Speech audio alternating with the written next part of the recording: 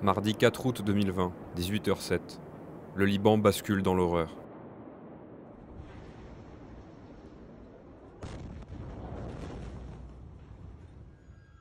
Le port de Beyrouth et les quartiers environnants sont dévastés par l'une des explosions non nucléaires les plus destructrices de l'histoire. Les images, insoutenables et surréalistes, choquent le monde entier. Quelques minutes plus tôt, à 17h55, la caserne des pompiers de Karantina reçoit un appel d'urgence. Un incendie s'est déclaré au port, au hangar numéro 12, juste à côté des silos. À 18h, les pompiers de la caserne arrivent sur place. Ils envoient à leur centrale leur tout dernier message. Il y a quelque chose qui ne va pas ici. Il y a un bruit fou et un énorme feu. Une épaisse fumée se dégage du hangar. Des étincelles jaillissent. Une première explosion a lieu. À 18h07, l'impensable se produit.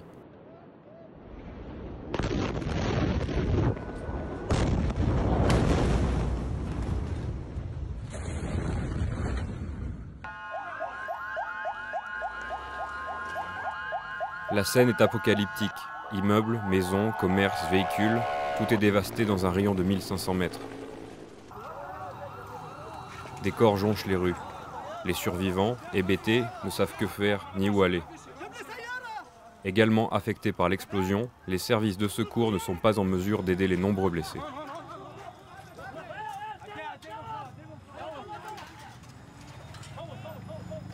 « 19h, première annonce officielle de la Sûreté Générale. L'explosion serait due à la combustion d'un stock de nitrate d'ammonium. 21h. Les hôpitaux de Beyrouth, submergés, ne sont plus en mesure d'accueillir de nouveaux blessés. Certaines victimes sont prises en charge dans la rue, à même le sol. D'autres sont envoyées dans des établissements de banlieue ou de province. 3 hôpitaux ont été soufflés par l'explosion. L'hôpital Saint-Georges d'Achafieh, où 13 personnes sont mortes, dont 4 soignants. L'hôpital Notre-Dame du Rosaire de Gemaizeh, où une infirmière a été tuée. Et l'hôpital libanais de Jaritaoué. Le gouverneur de Beyrouth, Marwan Aboud, en déplacement dans les zones sinistrées, déplore une catastrophe nationale. Mercredi 5 août 2020, Beyrouth se réveille dans la douleur. Le bilan provisoire fait état de 137 morts, 4000 blessés et 300 000 sans logis. Un peu partout, les opérations de déblaiement commencent pour retrouver des survivants et dégager les rues. Le président de la République de l'époque, Michel Aoun, et l'ancien Premier ministre Saad el-Hariri se rendent au port, mais ne s'approchent pas des quartiers sinistrés, de peur d'être pris à partie par la population. Par crainte, ou par simple lâcheté, aucun responsable politique ne descend dans la rue. À 16h34, le gouvernement décrète un état d'urgence de 2 semaines à Beyrouth.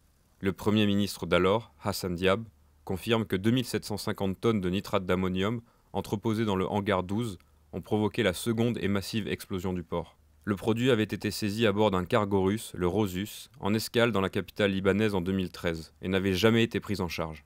Un rapport du FBI établira plus tard que seulement 500 tonnes de nitrate d'ammonium ont en fait réellement explosé. Jeudi 6 août, le président français Emmanuel Macron arrive à Beyrouth à 11h. Après être passé au port, il part à la rencontre des victimes, désemparées et en colère.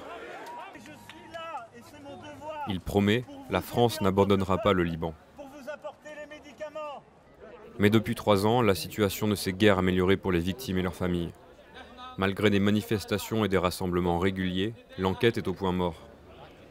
Le juge Tarek Bitar, en charge des investigations depuis début 2021, a été plusieurs fois dessaisi du dossier, pour des raisons toujours obscures. Et comme une ironie du sort, les silos à grains du port se sont partiellement effondrés durant l'été 2022, à l'approche des 2 ans de la double explosion. Les associations de familles et plusieurs ONG, dont Amnesty International, demandent, depuis plusieurs mois, l'ouverture d'une enquête internationale sous l'égide de l'ONU.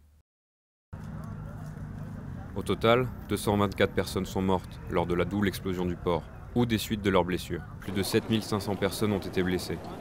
Une centaine d'entre elles sont handicapées à vie.